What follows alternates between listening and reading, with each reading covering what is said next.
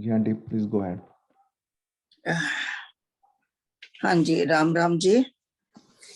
Session शुरू करने से पहले हम लोग थोड़ा सोचें कि लास्ट टाइम जब हम लोगों ने खत्म किया था तो उसके बीच में आखिर में एक कोई बात हो रही थी कि हम लोगों को जो है पतंजलि जी के जो अष्टांग योग है उसके अनुसार भी थोड़ा करना चाहिए। वो ही एक रास्ता है जो हमें मार्ग की तरफ या मुक्ति मार्ग की तरफ ले जाता है। तो उस वक्त क्योंकि समय बिल्कुल खत्म हो रहा था तो हम लोग उस चर्चा में नहीं गए थे। तो आज मेरे दिमाग में आया कि पहले यदि एक प्रश्न है हमारे दिमाग में तो उसको पहले क्लियर करें फिर आगे बढ़ें। मैंने पतंजलि योग के ऊपर थोड़ा सा ध्यान दिया और ये पाया कि जो कुछ पतंजलि योग है वो सब कुछ हमारी अमृतवाणी में ही है। हम लोगों ने सुना हुआ है कि अमृतवाणी जो है ये गीता का सार है, ये चारों वेदों का सार है, उपनिषदों का सार है, ये गागर में सागर भरा हुआ है, नो डाउट एट ऑल। हमेशा ये है ही है कि अगर हम और कुछ ना भी कर पाए, सिर्फ अमृतवाणी का पाठ करें तो समझिए हमने वेदों का पाठ कर लिया, हमने उपनिषदों का पाठ कर लिया, हमने श्रीमद् भगवत गीता का पाठ कर लिया। ये सारी चीजें हमारी अमृतवाणी में आ जाती हैं। लेकिन हम लोगों ने कभी ये नहीं सोचा कि पतंजलि के अष्टांग योग है वो भी हमारी अमृतवाणी में है। वैसे तो हम लोग आजकल भक्ति प्रकाश पढ़ रहे हैं, लेकिन इस प्रश्न का उत्तर देने के लिए हमें फिर वापस अमृतवाणी में थोड़ी देर के लिए जाना पड़ेगा, क्योंकि आज हमारे पास समय है और जब तक मन के अंदर कोई भी प्रश्न है और उसका निवारण ना हो जाए तो आगे भी बढ़ना उतना सही नहीं है। तो मैं ये बताती हूँ कि पतंजलि योग जो है, ये योग जो है ये हमारे सबके लिए उत्तम है, लेकिन ये उस समय का योग है जिस वक्त लोगों की आयु होती थी हजारों साल, 1,000 साल आयु होती थी। तो अष्टांग योग का मतलब जिसमें 8 अंग हैं, उनके 8 अंगों का हम वर्णन करेंगे। तो एक एक अंग में काफी समय लगाकर उससे आगे बढ़ा जाता था। लेकिन आजकल के युग में एक तो इतनी बिजी लाइफ है और दूसरा उम्र भी छोटी है, खान पान का हमारा कोई नियम नहीं है, कोई हमारे पास संयम नहीं है, कोई हमारे पास में प्रॉपर आसन में हम बैठ नहीं सकते 10-15 मिनट से ज्यादा। तो ये सारी चीजों को देखते हुए इस युग में जो है पतंजलि योग जो है वो सिर्फ योगियों के लिए है। जो लोग की घर गृहस्थी से दूर, जिनके पास समय है, पूरा समय वो इनमें लगा सकते हैं और फिर वो एक एक अष्टांग योग के हिसाब से एक एक अंग के ऊपर काफी कोशिश करते हैं और पुरुषार्थ करते हैं, तब जाके कहीं आगे बढ़ते हैं। तो वो एक बहुत लंबा रास्ता है जो कि एक साधारण मनुष्य के लिए उसमें जाना इतना सहज नहीं है। तो जिन बंधु ने हमारे से ये प्रश्न तो नहीं किया था, उन्होंने अपनी बात रखी थी कि अष्टांग योग के अनुसार भी हमको चलना चाहिए। तो वही मैं उनके लिए बता रही हूँ कि हमारी राम जो ये अमृतवाणी है ये क्या कहती है।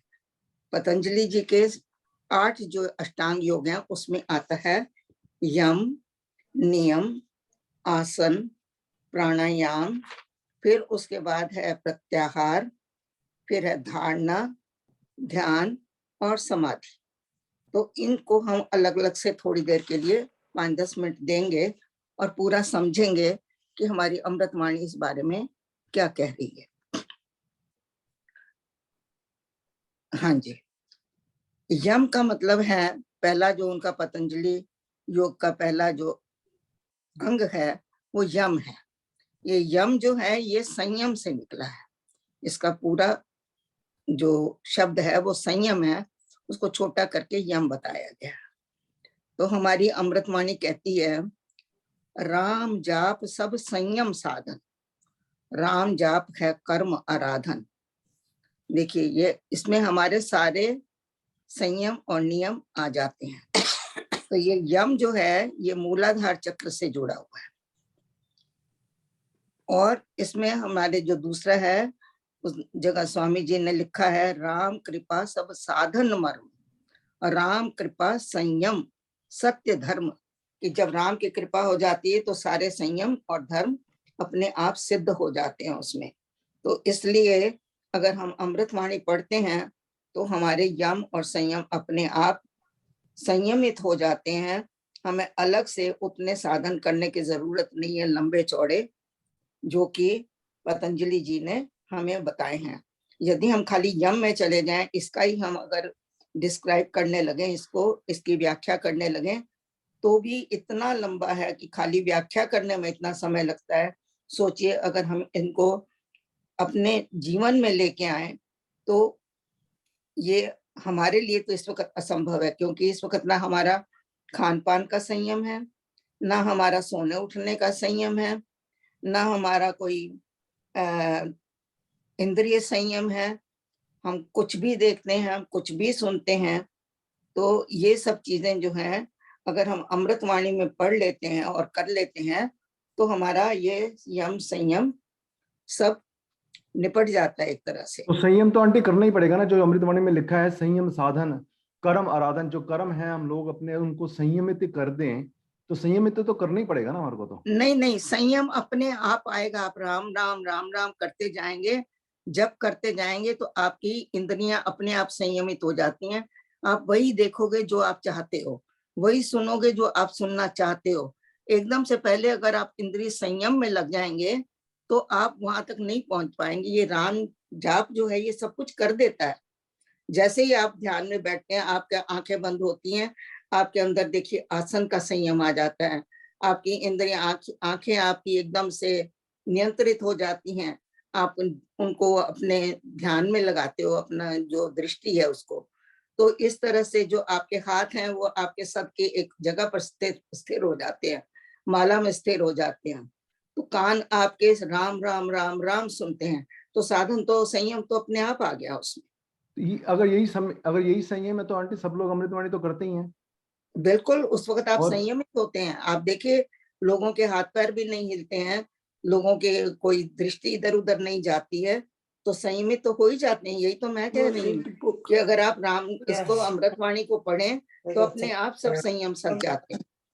पर अमृतवाणी को तोता पाठ की तरह ना पढ़ के, अगर जिस तरीके से जैसे आप बता रही हो कर्म ऐसे करके पढ़े तब है। अगर तोता पाठ अगर पढ़ना है तो फिर तो कुछ भी नहीं नहीं, होगा। मेरे ख्याल से तो अभी हम लोग उस अवस्था में तो नहीं है कि जो तोता पाठ करते हैं।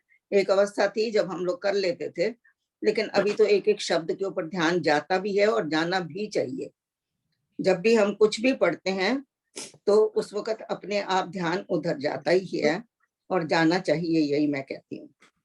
तो फिर हाँ जी, अमृतवाणी, तो फिर ये बेसिकली अगर हम लोग इस ऑलरेडी इस लाइन पे हैं बिल्कुल। तो एक स्टेज है जिसमें हम लोग सब लोग समझ रहे हैं कि हाँ जी यस हाँ, अमृतवाणी तो एक। मैं ये बताना चाह रही हूँ कि आप पतंजलि योग में इस वक्त जुड़ नहीं सकते हैं, क्योंकि ना तो हमारी इतनी लंबी उम्र है, ना ही हमारे पास में कोई ऐसा साधन है कि, क्योंकि ये प्रक्रिया जो होती है जब तक कोई आपको सिखाए नहीं, जब तक कोई आपका निरीक्षण ना करे, आप अपने आप में ये प्रक्रियाएं नहीं कर सकते हैं।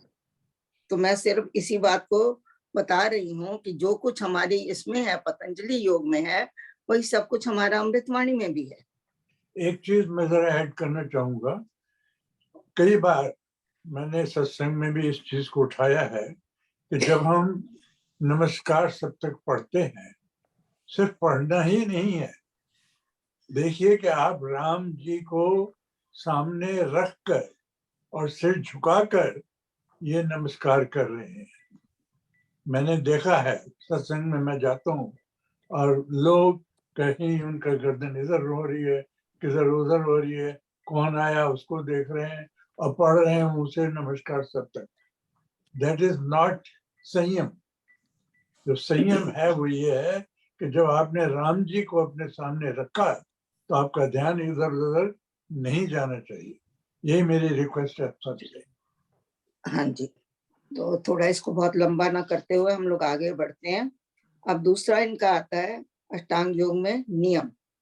तो हमारा अमृतवाणी क्या कहती है उसके बारे में। ये जो नियम है ये मणिपुर चक्र से संबंधित है। ये जितने भी ये 8 योग है, 8 अष्टांग योग, ये सारे हमारे चक्रों से जुड़े हुए हैं।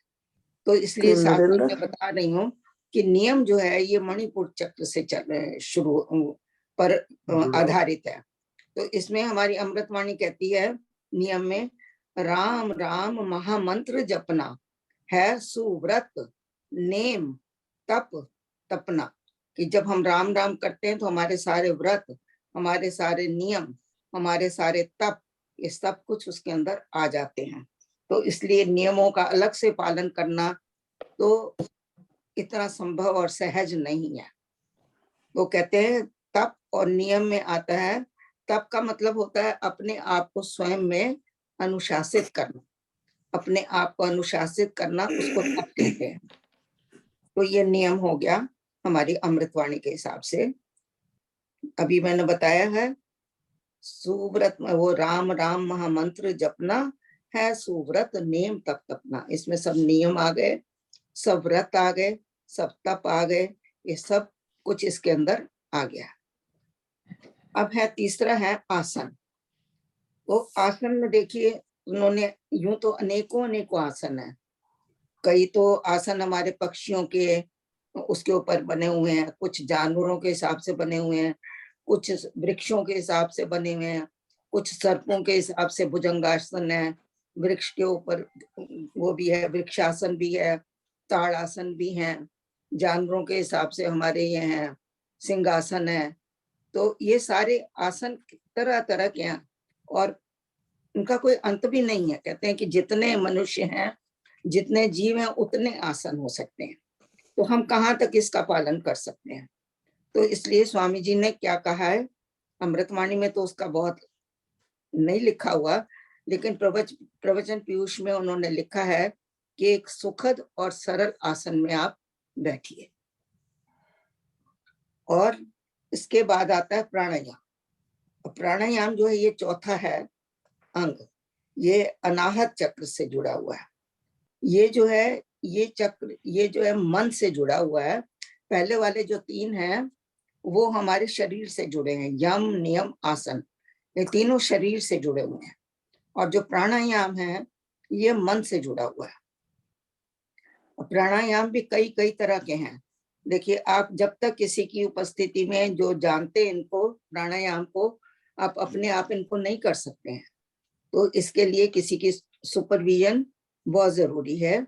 तो देखिए आसन प्राणायाम के कई प्रकार हैं, उनमें से एक तो कपालभाति, भ्रामरी, उज्जाई, प्रणव, कुंभक, रेचक, पूरक, ये सारे उनके प्रकार हैं। तो हमारी अमृतवाणी क्या कहती है, प्राणायाम कैसे हो जाता है हमारा, सांस सांस से सिमर सुजान, राम राम प्रभु राम महान। जैसे ये करते करते सिमरते सिमरते सांस सांस से हमारा जो प्राणायाम है वो ऑटोमेटिकली हो जाता है। कैसे हो जाता है, सांस से सिमरते हुए हमारा पहले तो आसन स्थिर होता है। तो जैसे ही हम श्वास से सिमरने लगते हैं तो हमारा आसन एक स्थान पर हम स्थिर हो जाते हैं और हमारी श्वास की जो गति है वो भी धीमी हो जाती है और हमारा मन भी स्थिर हो जाता है। ये ऊपर वाले चार आसन ये बहिरंग आसन है, ये बाहर की तरफ ले जाते हैं मनुष्य को। यम भी, नियम भी, आसन भी, और ये जो आपका प्राणायाम है ये इंसान को बाहर की तरफ लेके जाते हैं। ये इसलिए इनको बहिरंग आसन साधन कहे हैं। बाकी के जो चार हैं ये हमारे अंदर ले जाने वाले आसन है। इसमें आता है प्रत्याहार। प्रत्याहार का मतलब होता है कि इंद्रियों की ऊर्जा को बाहर जाने से रोककर मन के अंदर उनको समेट के रखना, ये प्रत्याहार है।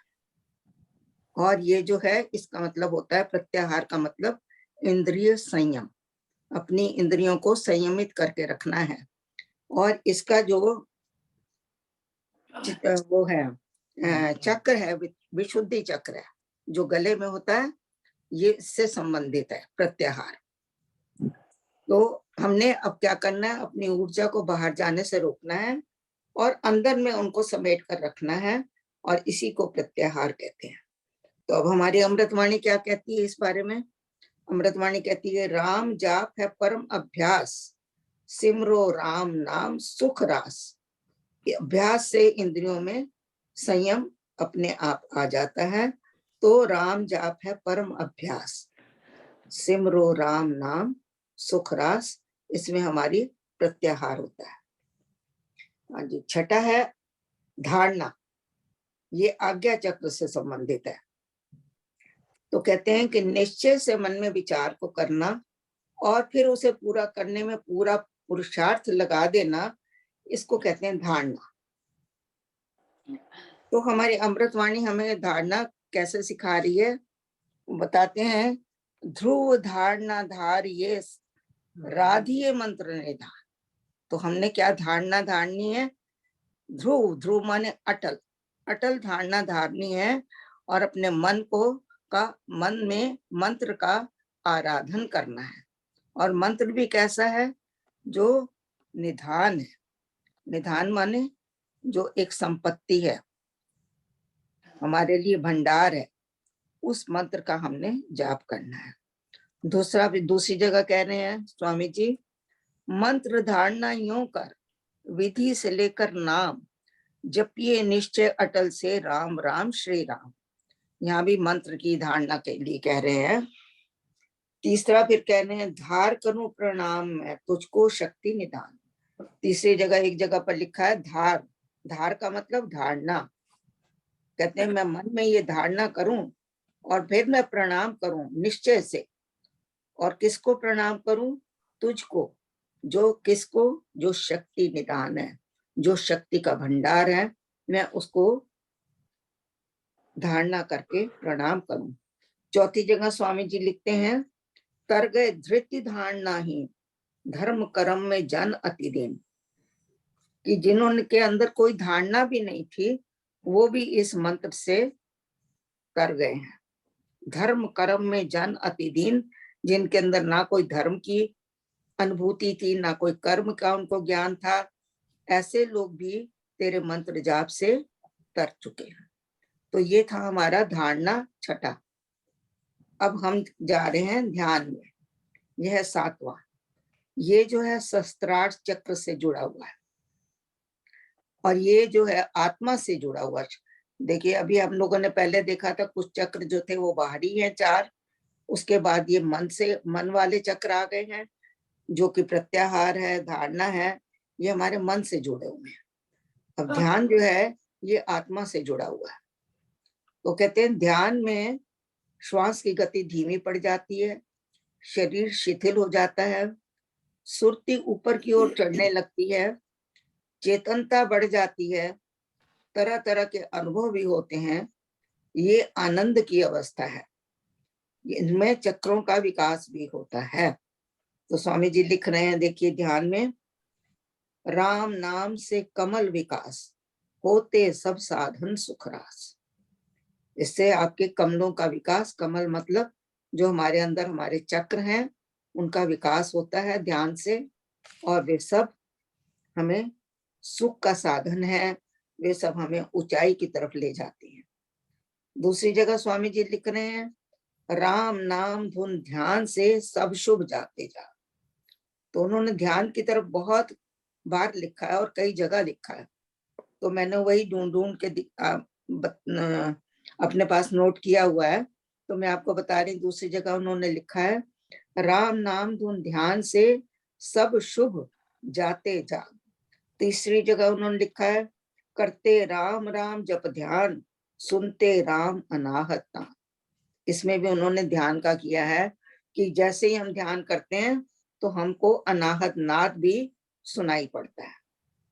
इसमें है, इसमें सुरती सुर रमाते राम राम स्वर साध समाते। ये भी एक ध्यान की प्रक्रिया है कि हमारी जो सुरती जो है राम नाम में जब जुड़ जाती है तो उसी को हम साधते साधते ऊंचाई पर जाते हैं। पांचवी जगह उन्होंने लिखा है, यज्ञ तप ध्यान योग ही त्याग वन कुटिवास अति वैराग राम नाम बिना नीरस भोग राम राम जब तरिये लोग। वो कहते हैं आपके जो यज्ञ हैं, तप हैं, ध्यान है, त्याग है और वैराग है, ये सब बिना राम नाम के सब फोके हैं। जैसे कि किसी वस्तु का आप जूस निकाल लेते हैं तो बाद में उसका क्या रह जाता है, एक फोक जिसको कहते हैं कि जिसके अंदर कुछ भी नहीं रहता। उसी तरह से स्वामी जी ने बताया कि राम नाम के बिना जिंदगी भी नीरस है और आपकी हर चीज नीरस है। तो त्याग किस ध्यान में आ जाता है, यज्ञ भी आ जाता है, तप भी आ जाता है, वैराग भी आ जाता है, सब कुछ राम नाम के अंदर ही समाहित है। बड़े विस्तार से स्वामी जी ने जगह जगह इन चीजों को लिखा है। छठा उन्होंने लिखा है अमृत चिंतन राम का ध्यान, राम शब्द में शुचि समाधान। ध्यान में उन्होंने बताया कि राम का ध्यान करते करते आपके अंदर के जो राम शब्द में शुचि समाधान, कि राम का जो शब्द है उसके अंदर सब चीजों का समाधान है। आपको कुछ भी चीज, कोई भी आपकी समस्या है, अगर आपने उसका समाधान ढूंढना है तो आप राम नाम का ध्यान करिए। राम नाम का ध्यान करते ही आपके सारे समस्याओं का समाधान हो जाएगा। आगे वो कह रहे हैं ध्यान में जाते ही यम नियम आसन प्राणायाम प्रत्याहार सब सध जाते हैं। ये ध्यान इतनी ऊंची अवस्था है कि इसमें जाते ही आपको अलग से यम नियम आसन प्राणायाम प्रत्याहार कुछ भी अलग अलग करने की जरूरत नहीं है, सब कुछ ध्यान में समाहित है। अब है 8वां समाधि। अब ये समाधि जो है ये 8वां अंग है और ये शून्य में समाहित है, इसके साथ कोई चक्र नहीं है, ये शून्य में है। और ये ध्यान जब उच्च अवस्था में चला जाता है, ऊंचाई पे जाते जाते समाधि जो है स्वयं फलित हो जाती है। ये लगानी नहीं पड़ती है, इसके लिए आपको कोई प्रयत्न नहीं करना है, ये स्वयं घटित होती है और ये आपको शून्य तक ले जाती है। शून्य माने जहाँ कुछ भी नहीं है, जहाँ सिर्फ परमात्मा निर्विकार निर्विकल्प। तो इस तरह से परमात्मा जो है आपको समाधि अवस्था में उसका अनुभव होता है। किसी अन्य उपाय से समाधि नहीं घटती है, ये सिर्फ कृपा की अवस्था है। जब परमात्मा की कृपा होती है तभी ये अवस्था आपको मिलती है। आपके अपने पुरुषार्थ से, आपके अपने करने से, आपके अपने साधनों से इसका आपको फल नहीं मिलता है। सो ये है 8 अंगों का विस्तार पतंजलि जी के अनुसार, और उसके साथ हमने आज अमृतवाणी को मिलाया है ताकि मन के अंदर ये कोई संशय न रह जाए कि हम अमृतवाणी कर रहे हैं लेकिन हम अष्टांग योग तो कर नहीं रहे हैं, तो हम वहां तक कैसे पहुंचेंगे। तो इसीलिए थोड़ा सा कोशिश की गई है कि अगर हम लोगों को ये समझ आ जाए कि हमारी अमृतवाणी में सब कुछ है, सब कुछ है। हाँ जी, अब आप किसी को कुछ पूछना हो तो आप आगे जा सकते हैं। आज थोड़ा हम लोगों ने भक्ति प्रकाश से हटकर अमृतवाणी की तरफ गए, जो कि मैंने जरूरी समझा था थोड़ा करना इसका विस्तार, सो वो आज किया गया। 7वां 8वां श्लोक आंटी, हम लोग 7वां। हाँ जी।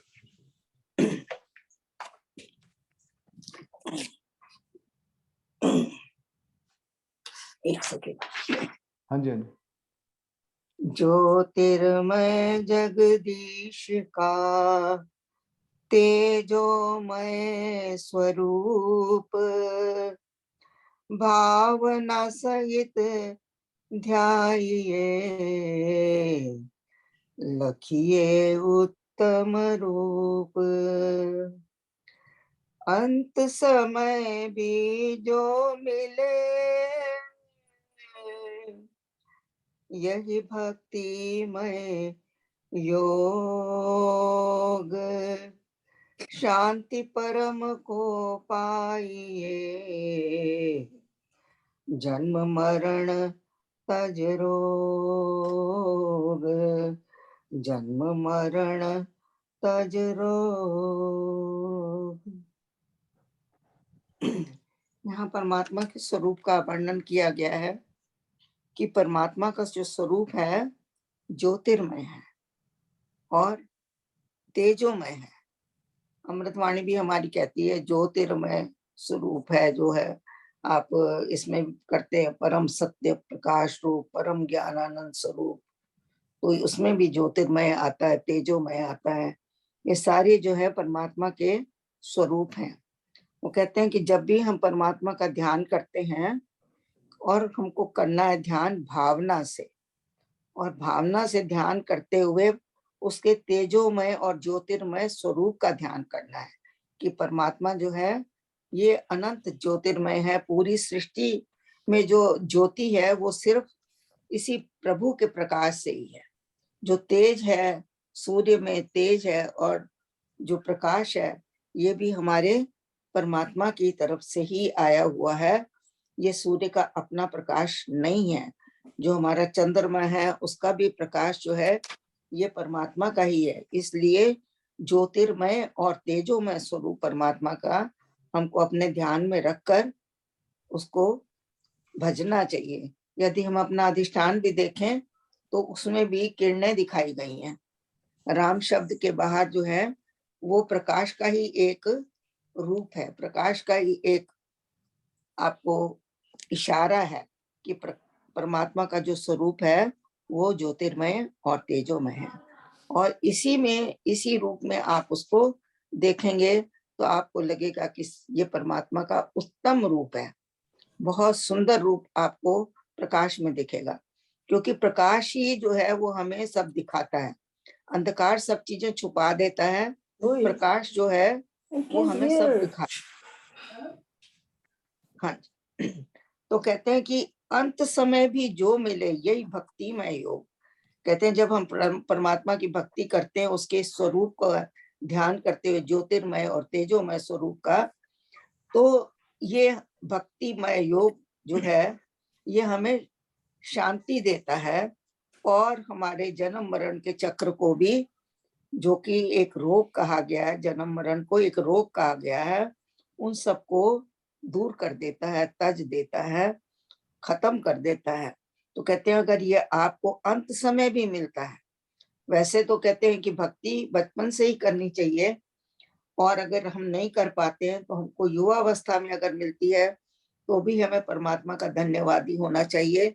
यदि युवा अवस्था में भी हम नहीं कर पाते हैं तो हमें किसी और अवस्था में, बुढ़ापे तक भी हमारे पास जो समय है, अगर उसमें भी परमात्मा की कृपा हो जाए और हमें ये भक्ति योग मिल जाए तो हम इन जन्म मरण के रोगों से पार हो सकते हैं और जीवन में शांति को प्राप्त कर सकते हैं। कहते हैं अंत समय भी जो मिले, अगर अंत में भी मिल जाए तो भी बहुत बड़ा परमात्मा का उपकार है।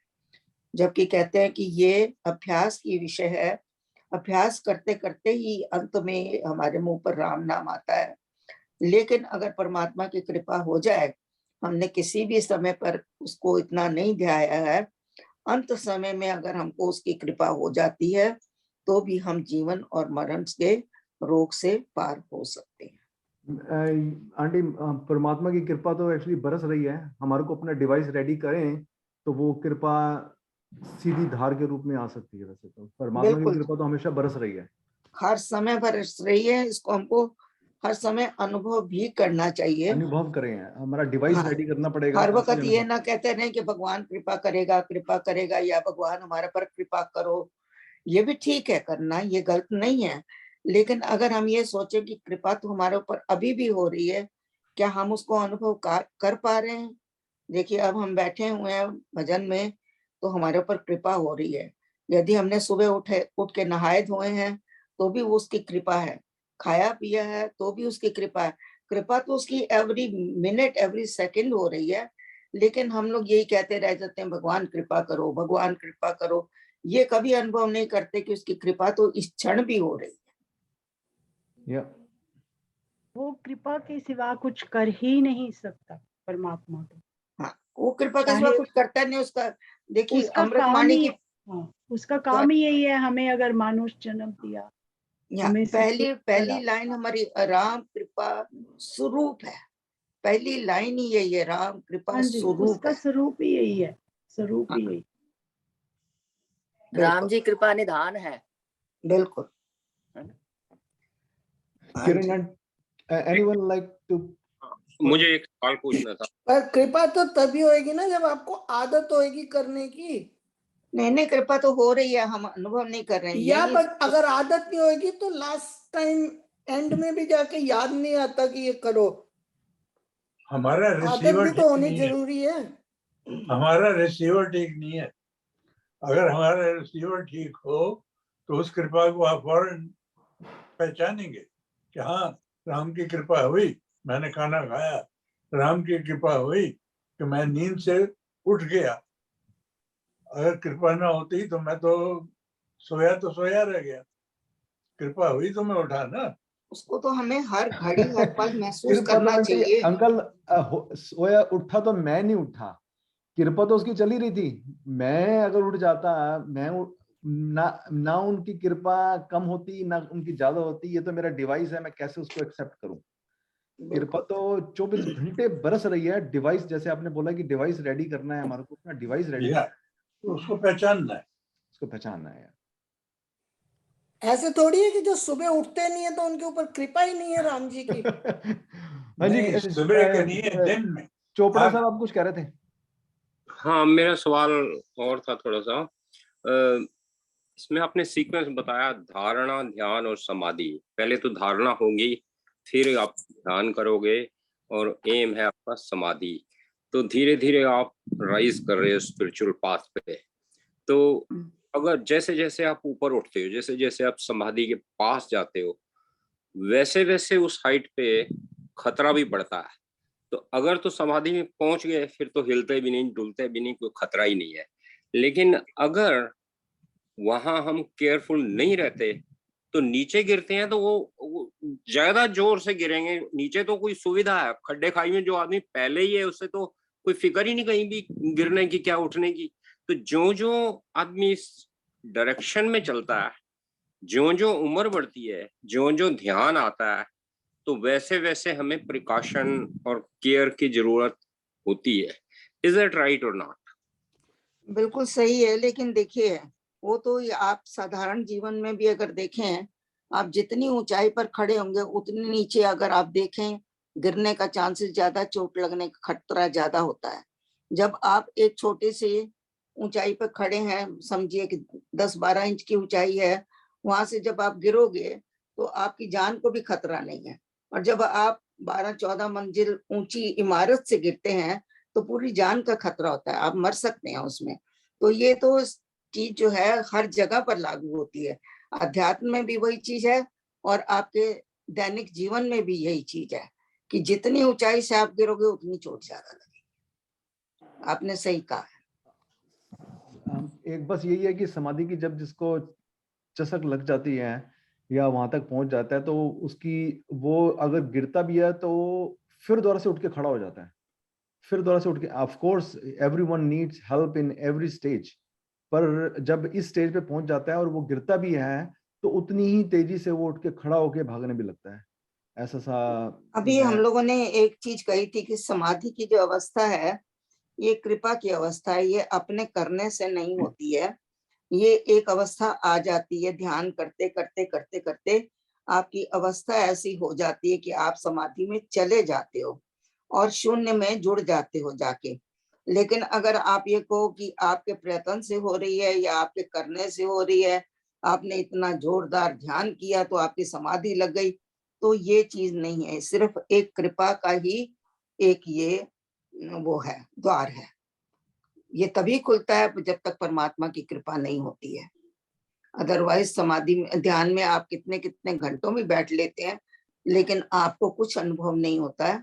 उल्टा ऐसे लगता है जैसे हम नींद में पड़े हुए थे।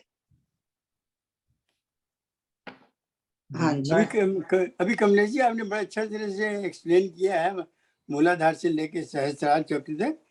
इसमें जो एनर्जी फ्लो करती है हमारा, जैसे आप ये सवाल पूछा अभी आप जिक्र कर रहे हैं, इसमें कहते हैं कि अपनी फिजिकल बॉडी को जो है उसको समझना जरूरी है, उसको स्ट्रॉन्ग करना जरूरी है।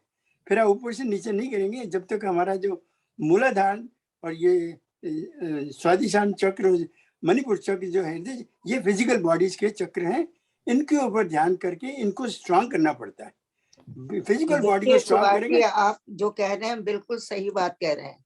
उसके बाद कॉजल बॉडी और सटल बॉडी को के ऊपर जा सकते हैं हम। पर आप मुझे बताएं कि आपको पता है कि आप कैसे इन चक्रों को स्ट्रॉन्ग कर सकते हैं? क्या आपके पास कोई गुरु है जो आपको इन बारे में नहीं, बताता आपने है? जो बताया जाप का, जब हम यही मैं कह अमृतवाणी रही करते हूँ हैं, कि अगर हम उस चीजों को, स्वामी जी ने चक्रों का वर्णन किया है भक्ति प्रकाश में, लेकिन अच्छा है। कितना छोटा किया है, कितना छोटा किया है, just to let us know कि कोई चक्र होते हैं, बस घट इतना। मंदिर कभी ये बहुत उन्होंने है। ये उनका विस्तार करके हमें नहीं प्रेरित किया कि हम इनके अंदर जाएं और इनको करें, इनको साधें, कहीं नहीं। हर जगह उन्होंने राम नाम का ही आपको एक शस्त्र दे दिया है कि आप इसी शस्त्र से अपने सारे दुर्गुणों को काट सकते हैं। ये जो वो यही महाराज जी की तो यही हर उनके शास्त्र में यही है कि सहज समाधि, जो हमेशा समाधि, वो समाधि नहीं जो अष्टांग योग की है या कुछ है, उस उन्होंने समाधि लिखा पे है, जोर राम नहीं नाम दिया। है सरल समाधि। सरल समाधि और सहज समाधि है जो हर बिल्कुल समय उसको हम हाजिर नाजर मान के बिल्कुल। उसका अगर आप आनंद चक्रों के लें। फेर में जाएंगे, आप कभी भी वहां तक नहीं पहुंचेंगे। सिर्फ अमृतवाणी का सहारा लें और सोचिए कि आपके सारे चक्र आ जाते हैं। उस सहज समाधि से गिर ही नहीं सकता बंदा, क्योंकि वो सहज समाधि है, वो हमारा स्वभाव बन जाता है और वो हम उसको हर समय महसूस करते हैं, उसकी प्रेजेंस को, तो उसमें गिरने के चांसेस नहीं होते। तो यही इतना बड़ा इसी हमने जो वजह आज ये किया है अष्टांग योग के ऊपर, सिर्फ आपकी इसी भ्रम कह लीजिए, मैं ये तो नहीं कहती कि ये आपका संशय है, लेकिन थोड़ा सा ये है कि हम लोग अभी भी सोचते हैं कि जो हम कर रहे हैं ये एनफ नहीं है, हमको कुछ और करना चाहिए, हमको कुछ और करना चाहिए। तो जब तक हमारे दिमाग के अंदर वो और वाली बातें रहेंगी, तब तक हम अपने पथ पर कभी भी सुदृढ़ नहीं हो सकेंगे। स्वामी जी ने लिखा है कई जगह पर, सुदृढ़ निश्चय साथ तज कर चिंता मैं फिरूं पाकर उत्तम नाथ। क्यों बोला है? इसीलिए कि हम लोग भटके ना। लेकिन हम लोग अभी भी, हमारा ध्यान होता है कि हम समाधि में जाएं, हम धारणा में जाएं। इतना इसलिए आज कहा गया कि ताकि हमारा एक निश्चय बन जाए, अटल निश्चय हो जाए, ध्रुव धारणा बन जाए कि हमारे लिए सिर्फ और सिर्फ और सिर्फ एक ही जगह है, एक ही रास्ता है, एक ही मंत्र है, हमने सिर्फ उसको ध्याना है। जब तक ये नहीं होगा, तब तक आप जो मर्जी सुनोगे, आप उधर बह जाओगे। ये एक झोंका होता है, हवा का कह लीजिए, पानी का कह लीजिए, बहा के ले जाता है आपकी धारणा को। उससे बचें, सिर्फ उससे बचें कि हमें कोई चीज हिला ना सके, हमें कोई चीज बहा ना सके, हमें कोई चीज बिगाड़ ना सके हमारा कुछ भी। हम इतने अपने पथ पर निश्चय के साथ चलें। मेरा ये बार बार कहना है कि सिर्फ विश्वास रखो अमृतवाणी में, सिर्फ विश्वास रखो अमृतवाणी में, उसमें सब कुछ आ जाता है। रजनी मेहरा जी 9 और 10वां श्लोक प्लीज। ओके।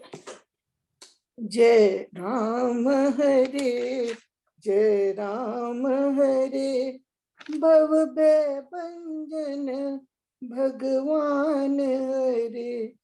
जय राम हरे जय राम हरे भव भंजन भगवान हरे। ईश्वर सत्ता शुद्ध है, सबका जानी जान, प्रेरक सारे विश्व का, देव दयालु महान। शरण उसी की पकड़िए, जान प्रेम में देव, निज जन को दे परम पद, सार में सत्य में सियावर राम जय जय राम। हाँ जी। कह रहे हैं ईश्वर सत्ता शुद्ध है, सबका जानी जान। सरल है ये, शब्दों में तो बहुत सरल है। हाँ, उसको अनुभव करना और उस पर विश्वास रखना वो कई बार मुश्किल हो जाता है कि हमारी जो परमात्मा की जो सत्ता है ये शुद्ध है, इसके अंदर कहीं कोई मिलावट नहीं है।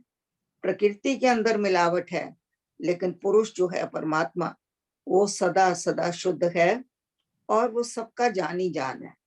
हर कुछ जो है उसके ज्ञान में है। सबका जानी जान क्यों है? क्योंकि उसी ने सृष्टि बनाई है।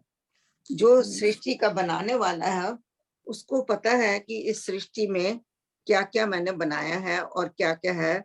तो जैसे चित्रकार को पता होता है कि मैंने चित्र में क्या क्या, किस भाव से बनाया है, किस रंग से बनाया है, किस कैनवस पे बनाया है, उसको सब चीजों का ज्ञान होता है। इसी तरह परमात्मा ने जब सृष्टि बनाई है तो उसको पूरी सृष्टि का ज्ञान है, इसलिए उसको सबका जानी जान कहा है। वो अंदर बाहर ऊपर नीचे साइडों से हर चीज को जानता है। उसकी सत्ता परम शुद्ध है। प्रेरक सारे विश्व का, देव दयालु महान। वो प्रेरक है, प्रेरणा करता है। प्रेरणा कैसे करता है?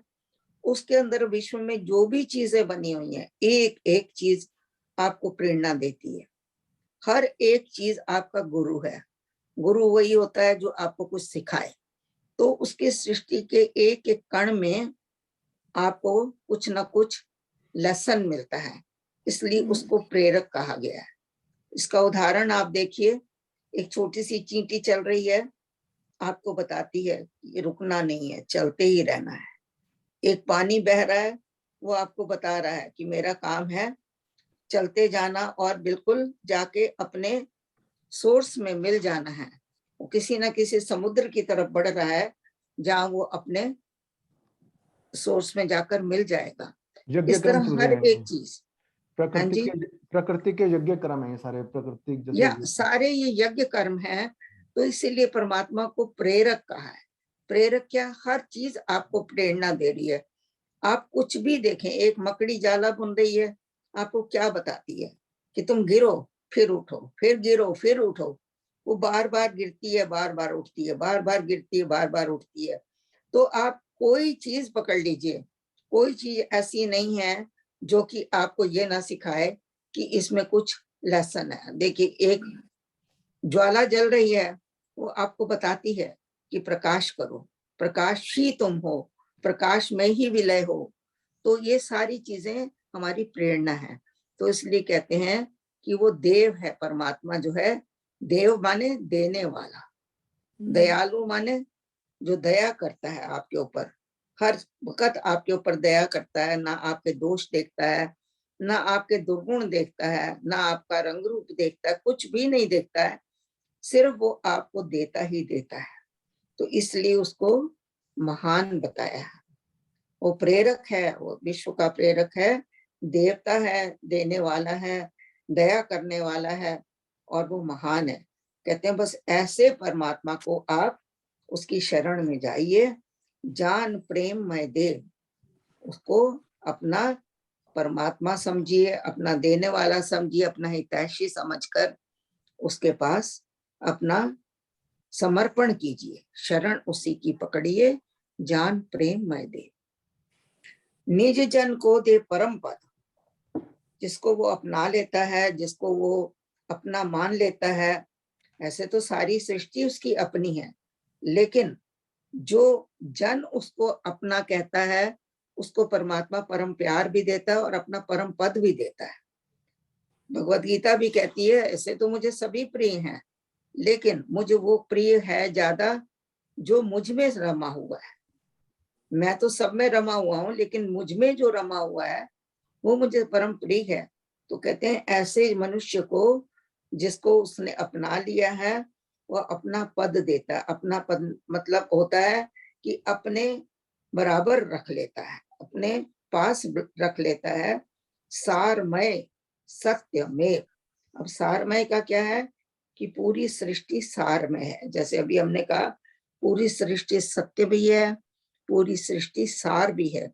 हर चीज में जैसे सार होता है, हमने पिछली बार सार का बहुत लंबा उल्लेख किया था, बहुत इसकी व्याख्या करी थी। सार क्या होता है कि जब हम किसी चीज को प्रोसेस करते करते करते उसकी अंतिम स्टेज पर पहुंच जाते हैं कि उसके बाद उसका कुछ ना और हो सके, उसको सार कहा जाता है। जैसे हमने हाँ जी, एसेंस।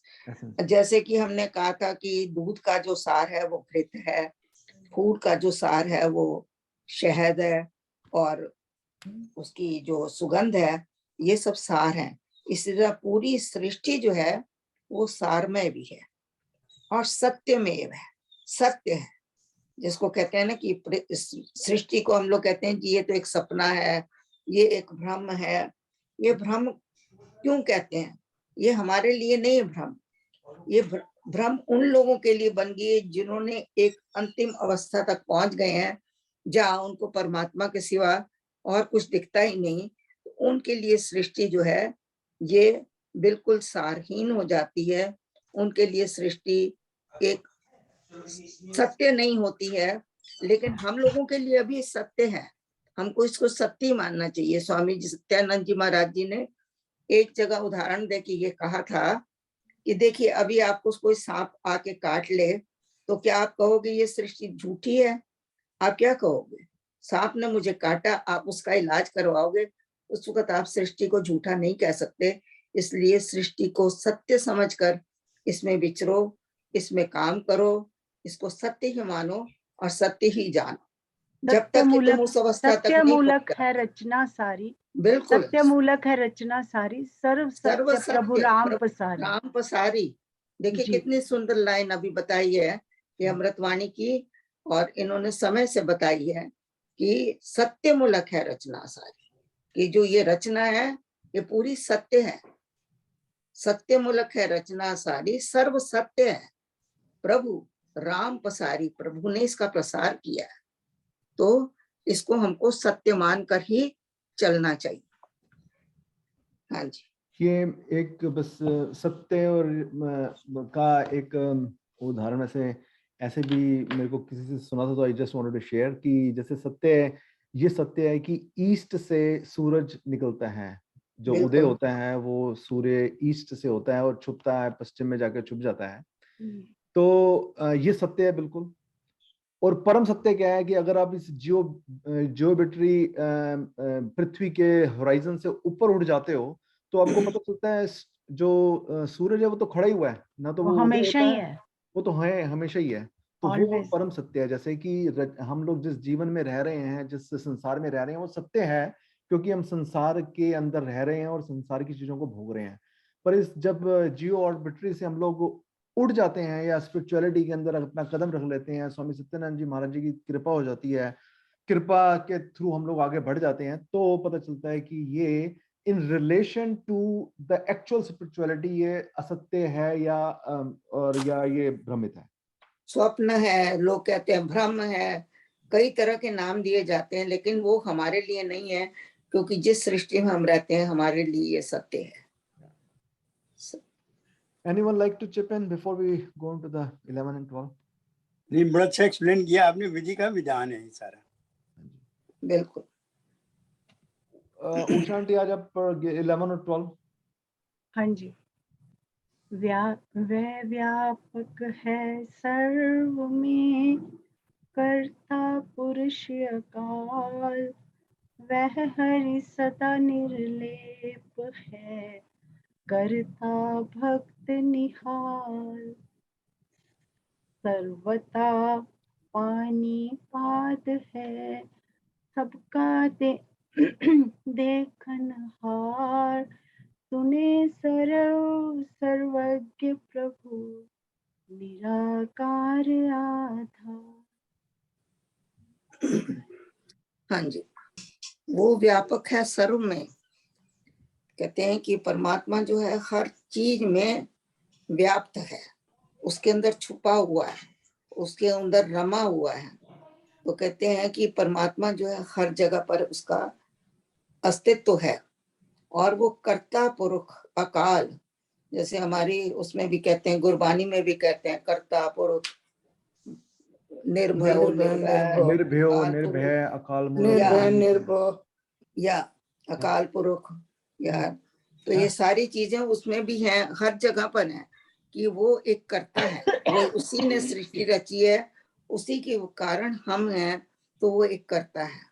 पुरुष है, पुरुष का मतलब कि जिसके अलावा और कोई है ही नहीं, एक ही है पुरुष। पुरुष को पुरुष भी कहते हैं, पुरुष भी कहते हैं, तो वो एक ही है। प्रकृति जो है वो बहुत है। पूरी प्रकृति जो है ये एक स्त्री रूपेण है, लेकिन पुरुष जो एक है जिसको कि कहते हैं कि ये एक पुरुष रूप है और इसके अलावा और कोई दूसरा है ही नहीं।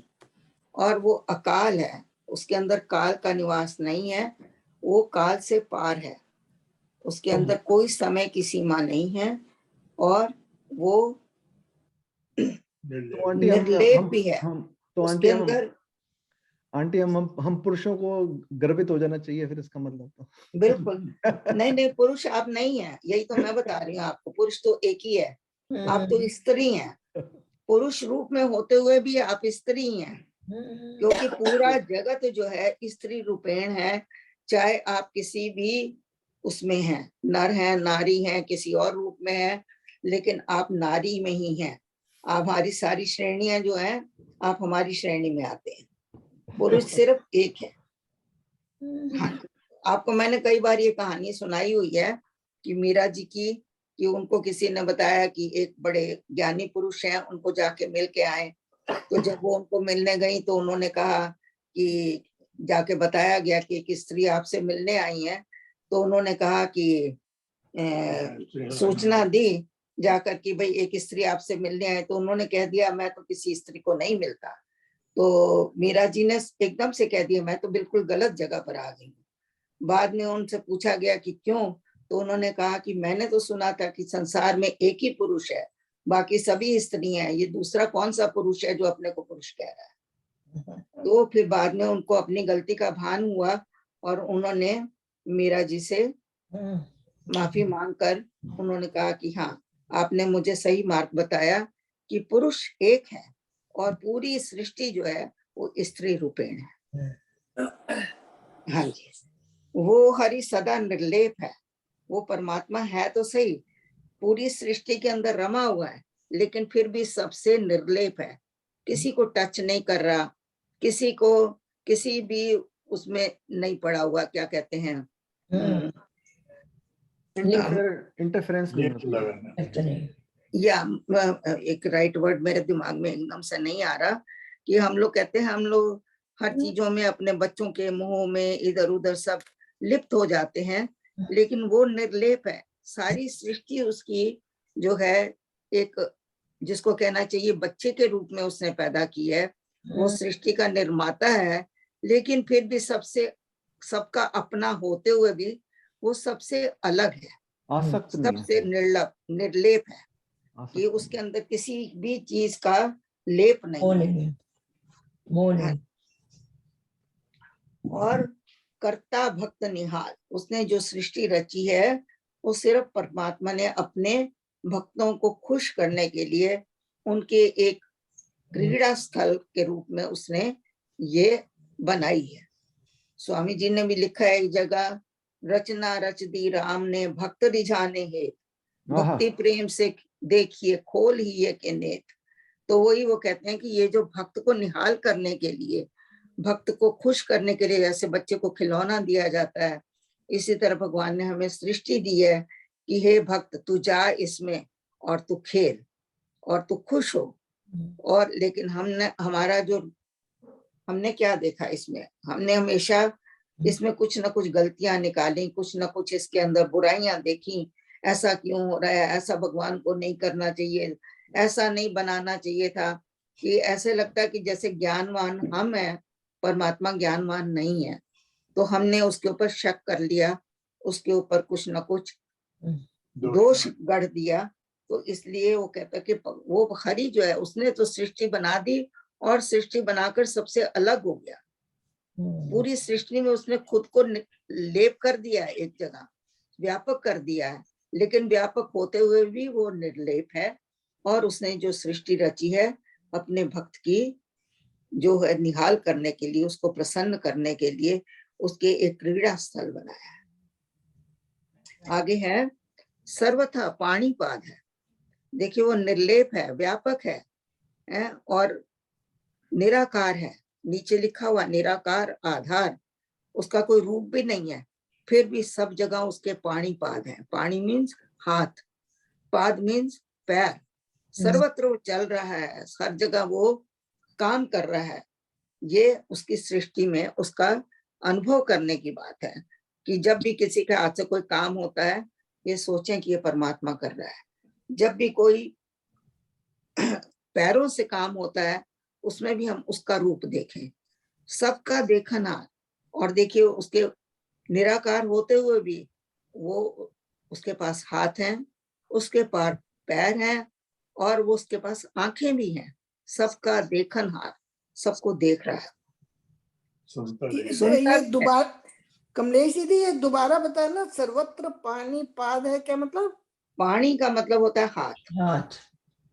पाद का मतलब होता है पैर, कि सब जगह उसके हाथ पैर ही काम कर रहे हैं। देखिए अगर आप कुछ कर रहे हो अपने पैरों से तो परमात्मा के पैर हैं वो। अगर आप अपने हाथों से काम कर रहे हैं तो वो परमात्मा के ही हाथ आपसे करवा रहे हैं। आप अपनी आंखों से कुछ कर रहे हो तो वो आपकी आंखों में वो खुद देखने वाला है, हर जगह वो खुद मौजूद है। सुने, फिर सुनता भी है। देखिए उसके निराकार होते हुए भी वो उसके पास हाथ भी हैं, पैर भी हैं, आंखें भी हैं, कान भी हैं। सुने सर्व, सर्वज्ञ प्रभु। सर्वज्ञ का मतलब है जिसको सब चीज का ज्ञान है। सर्व का ज्ञान सर्वज्ञ कहते हैं। वो सुनने वाला भी है और वो सब कुछ जानता भी है, और वो निराकार है और सबका आधार है। अगर वो परमात्मा ना हो तो हम कहीं टिक ना पाए। वही हमारा आधार है या वही हमारी बेस है। तो यही उनका कहने का मतलब है कि पूरी सृष्टि में परमात्मा को देखो, हाथ पैर सब उसके ही काम कर रहे हैं। जहाँ कोई दृष्टि काम कर रही है वो उसकी दृष्टि है। जहाँ कहीं कान काम कर रहे हैं तो उसके ही कान है। जहाँ कोई सर्वज्ञ है, हर चीज में कोई ज्ञान आपको दिख रहा है कि कोई चीज आपको ज्ञान में दिखाई पड़ रही है, सुंदर दिखाई पड़ रही है, उसमें प्रभु का ही आप निवास देखें, क्योंकि वो निराकार होते हुए भी साकार है। सृष्टि के रूप में वो साकार है और अपने रूप में वो एक निराकार है। इसमें आंटी एक बस एक just wanted to share my thoughts. जैसे आपने बताया कि सुनते हुए भी वही सुन रहा है, खाते भी वही खा रहा है, तो यही हमारा बायोलॉजिकल डिवाइस है, यही देख रहा है, यही खा रहा है, यही इसके अंदर सारी ज्ञानेंद्रियां कर्मेंद्रियां इसी में काम कर रही हैं। काम कर रही हैं किस वजह से काम कर रही हैं? क्योंकि एक ऊर्जा जो वो एक कॉन्शियसनेस हमारे अंदर है वो करवा रही है सारा काम। वही हमारे को अंतर आत्मा से दिखा रही है, चाहे वो हमारे को फिजिकल आंखों से दिखा रही है, किसी चीजों से भी दिखा रही है। वो ऊर्जा ही है हमारे अंदर जो कि हमारे अंदर वो बह रही है, सब जगह सर्वत्र विद्यमान है, जिसकी वजह से सारा बायोलॉजिकल डिवाइस हमारा काम कर रहा है। अगर वो ऊर्जा निकाल दो तो इस सारा का सारा बायोलॉजिकल डिवाइस यहाँ पे धरती पे पड़ा हुआ होगा और कुछ भी नहीं कर सकेगा, ना कुछ देख सकेगा, ना खा सकेगा, ना पी सकेगा, ना उसका अंतःकरण काम कर सकेगा, ना उसका मन काम कर सकेगा, कुछ नहीं। वो सिर्फ एक बिजली, ऊर्जा, कॉन्शियसनेस, आत्मा, जो भी हम उसको नाम देते हैं, वही सब चीजें करवा रही है, वही कर रही है। बिल्कुल, मतलब ये है कि हम हर जगह उसको देखें, उसकी सत्ता का अनुभव करें, हर जगह, हर घड़ी, अनुभव भी आंटी, अनुभव भी करने वाली हमारी बुद्धि, प्रज्ञा, विवेक है जो कि हमारे को अनुभव करवा रही है, पर वो निर्लेप है। वो तो सिर्फ हमारे को अनुभव करने के योग्य बना रहा है कि मैं अनुभव कर सकूं, मगर जो अनुभव हो रहा है या वो जो डेटाबेस हमारे अंदर बन रहा है वो बुद्धि या विवेक या प्रज्ञा के अंदर बन रहा है वो डेटाबेस। वो सिर्फ हमारे को, he is present there to give us this experience and get us this database. हमारे अंदर वो डेटाबेस भर रहा है, इस एक्सपीरियंस भर रहा है हमारे अंदर। वो उसका हर समय का साक्षी है वो, उस समय का, और उसकी वजह से सारा कुछ हो रहा है। उसने तो अपना रूप निराकार रख के पूरी सृष्टि को साकार कर दिया है। कण कण में वो खुद बैठ गया है, व्याप्त हो गया है, और वो कहता है कि अब आप इसको देखो, एंजॉय करो, और इसको जो है आप मेरा ही सब कुछ समझो। हाथ काम कर रहे हैं तो मैं हूँ, पैर काम कर रहे हैं तो मैं हूँ, आंखें काम कर रही हैं तो मैं हूँ, कुछ सुन रहे हो तो भी मैं हूँ। हर चीज में अगर आप ये उसको देखना शुरू कर दोगे तो फिर वो मतलब आपसे दूर नहीं है। तो फिर कोई जो बुरे काम करता है तो वो भी तो फिर वो ही करवा रहे हैं। वो क्यों करवा रहा है जी? आप ऐसा क्यों सोचते? अगर सब कुछ हम उन्हीं के कहने से ही कर रहे हैं तो अच्छे बुरे सब कर्म उन्हीं के उसी से कर रहे हैं। देखिए, अगर आपको इतनी समझ आ गई है कि अच्छे कर्म वही करा रहा है, तो आप बुरे कर्म कर ही नहीं पाओगे। एक बार ये समझ आने की तो बात है। अगर आपके मन में आ गया कि ये बुरा कर्म है और ये परमात्मा करा रहा है, तो आप करोगे ही क्यों? आप यही कहोगे, पता लग गया कि ये बुरा है, तो बुरे को तो हर कोई छोड़ेगा। ये जब तक समझ नहीं है, तभी तक हम बुरे कर्म अच्छे कर्म कर रहे हैं ना।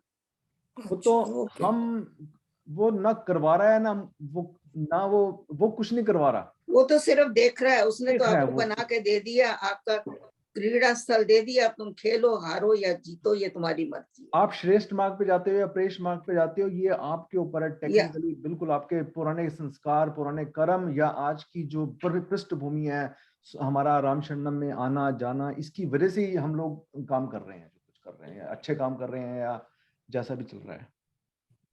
उसने तो आपको एक सृष्टि, एक बना ग्राउंड बना के दे दिया है, क्रीड़ा स्थल बना दिया है। वो कहता है तुम खेलो, तुम्हारी मर्जी है, इसमें जीत सको तो जीतो, हार सको तो हारना है तो हारो। ये तो तुम्हारी अपनी मर्जी के ऊपर है। उसने आपको सारे यंत्र दे दिए, बुद्धि दे दी है, मन दे दिया है, हाथ पैर दे दिए हैं, ज्ञान इंद्रियां दे दी हैं। उसने तो सब कुछ इसीलिए दिया है ना, कि तब हम इसको एक अच्छी उसमें इसको यूज करें। अगर हम नहीं करते हैं, अच्छे भाव में आके उसको यूज नहीं करते हैं, उसका दुरुपयोग करते हैं, तो फिर उसका फल भी तो हमको ही भुगतना पड़ेगा।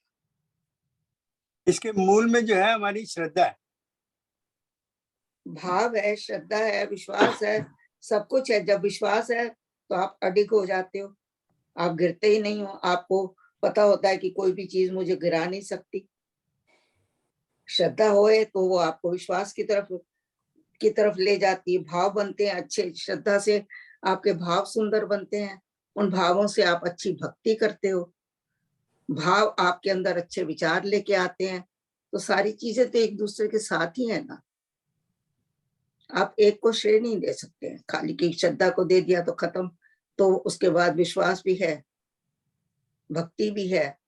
सारी चीजें जब आप मिला देते हैं, तब जाके एक सुंदर डिश तैयार होती है। जैसे आप एक खीर बनाते हो, दूध भी डलता है, चावल भी डलते हैं, इलायचियां भी डलती हैं, मेवे भी डलते हैं, तब एक सुंदर डिश होती है।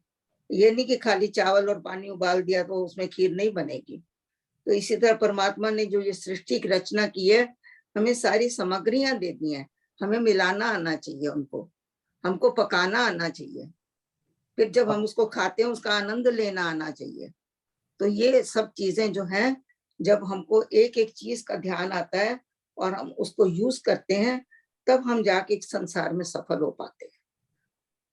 आंटी, मैं कितने बजे आऊं कि खीर तैयार मिले मेरे को? जब मर्जी आ जाओ बेटा, यहाँ तो तैयार ही तैयार होती है। हमेशा मीठा ही मीठा है।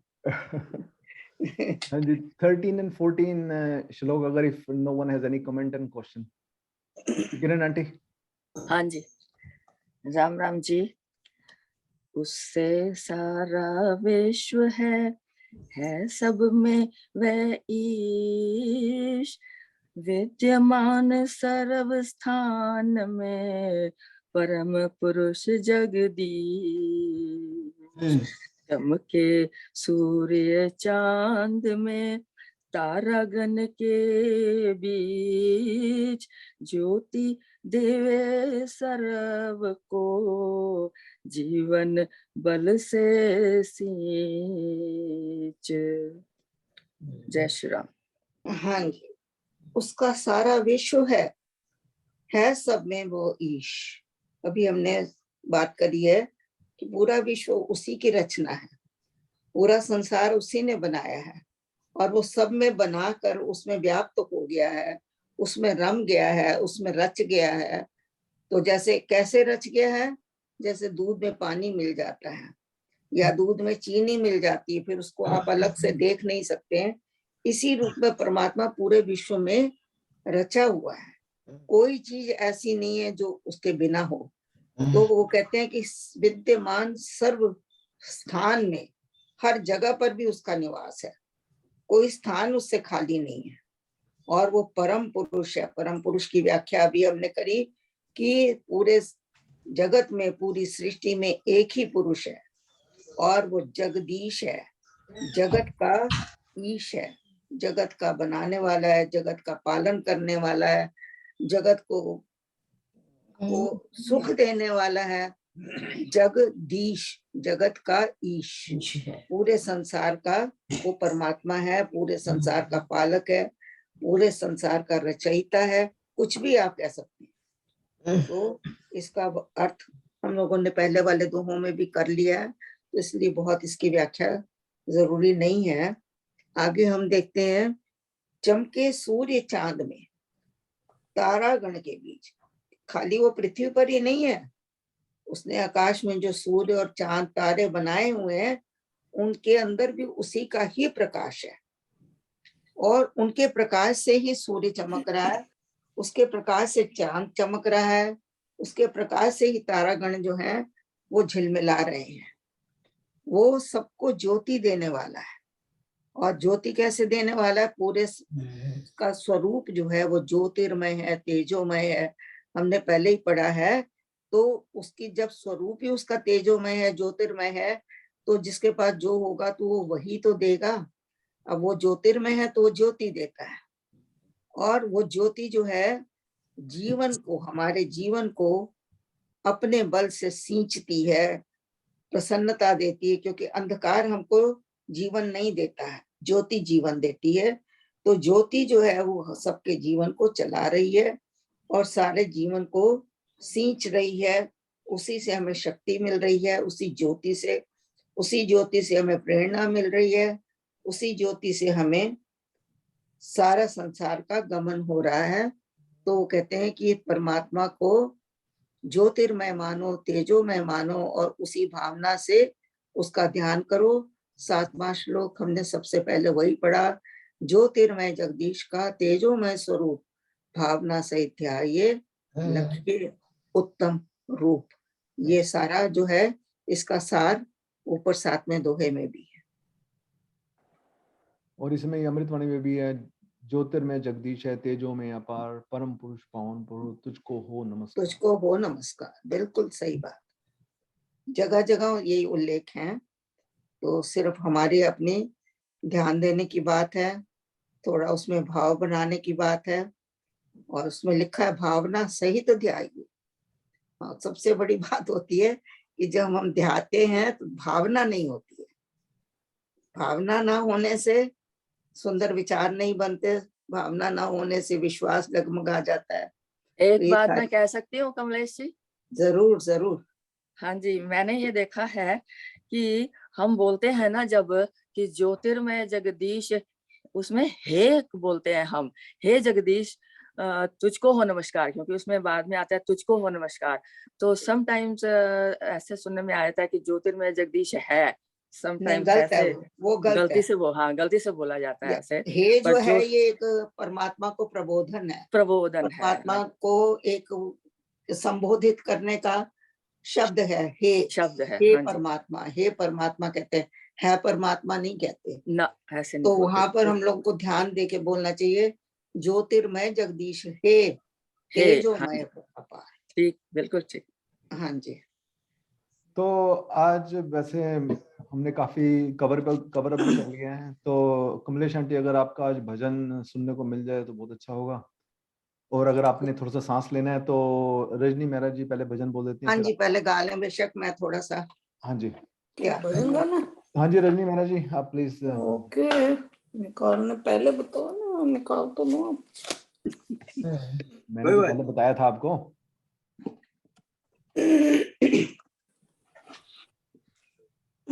कोई समझे,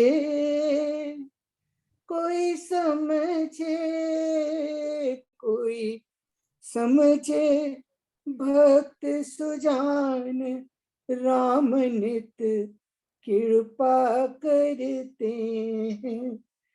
प्रभु जी नित कृपा करते हैं।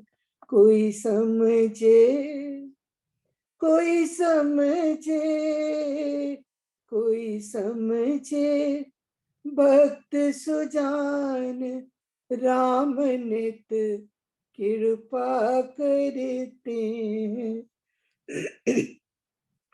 कभी कोमल हाथ प्रभु का, कभी बोझल हाथ प्रभु का, कभी कोमल हाथ प्रभु का, कभी बोझल हाथ प्रभु का।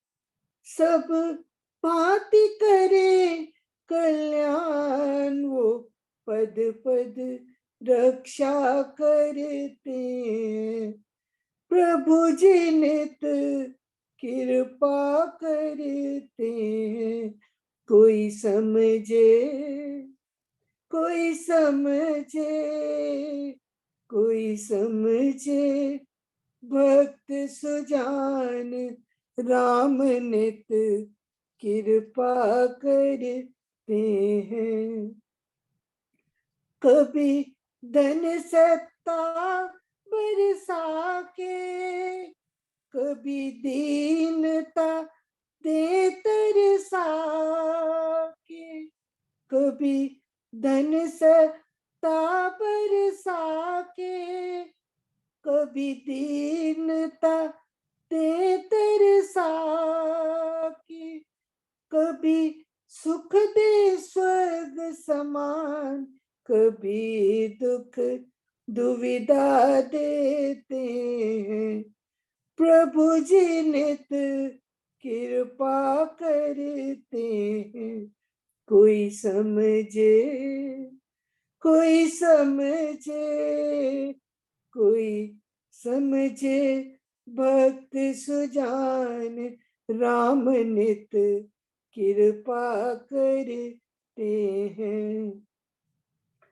कभी ज्ञान प्रभु जी देते, कभी बुद्धि ही हर लेते।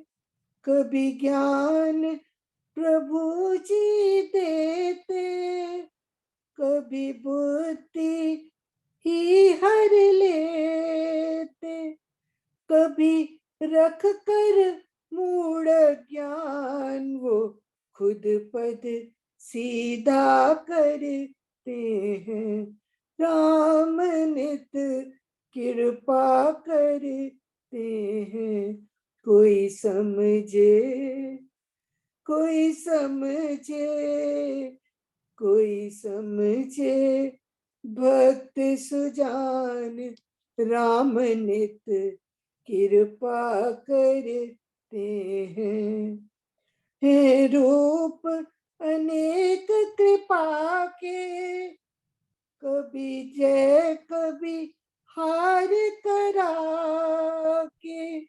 है रूप अनेक कृपा के, कभी जय कभी हार करा के। प्रभु का निर्दोष विधान देखो कब क्या क्या करते हैं। राम नित कृपा करते हैं। कोई समझे, कोई समझे, कोई समझे, भक्त सुजान राम नित कृपा करते हैं। प्रभु जी नित कृपा करते हैं। कोई समझे। जय श्री राम। कमलेश आंटी।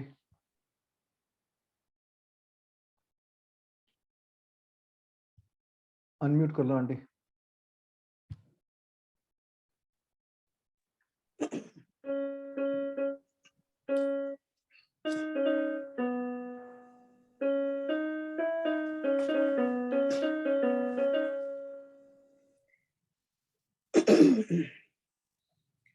मेरे राम रघुनाथ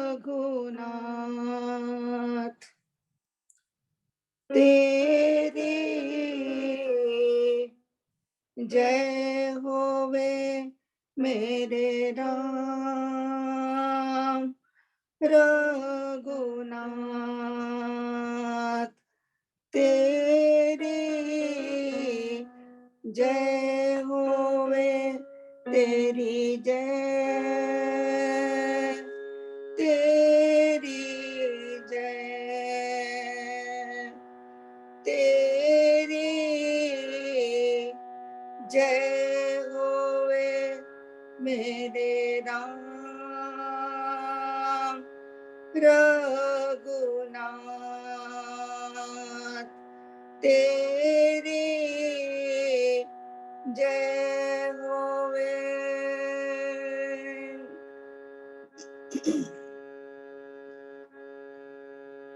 नित्य प्रति गुण तेरे मैं गाऊं, तेरे चरणों पर शीस नवाऊं।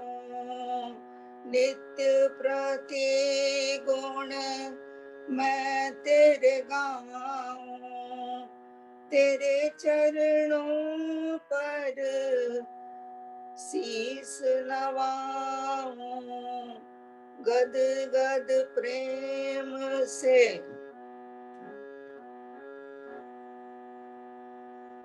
गद गद प्रेम से सदा पुकारूं। जय होवे तेरी, जय होवे मेरे राम।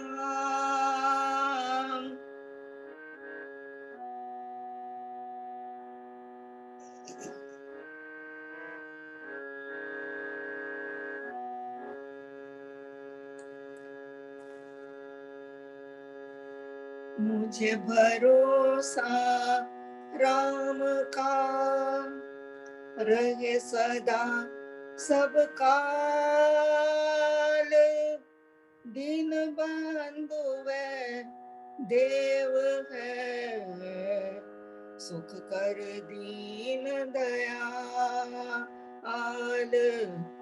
पकड़ शरण अब राम की, सुदृढ़ निश्चय साथ।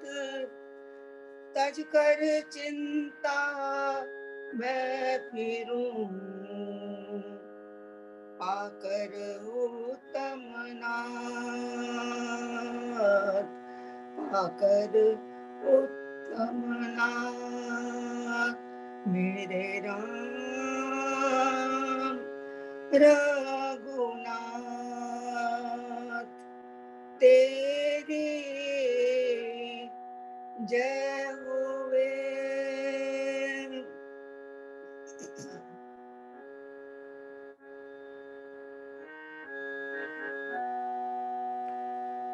प्रेम मग्न मन होवे मेरा, ये जीवन हो जाए तेरा राम।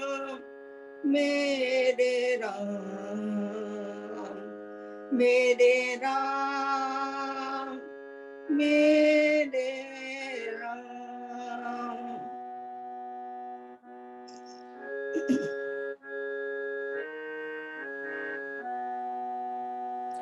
प्रेम मग्न मन होवे मेरा, ये जीवन हो जाए तेरा। सदा प्रेम से यही उचारूं।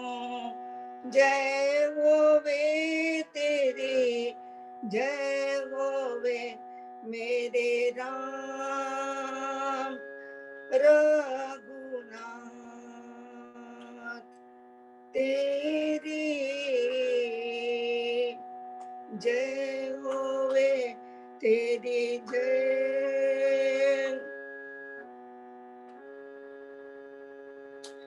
तेरी जय, तेरी जय, तेरी।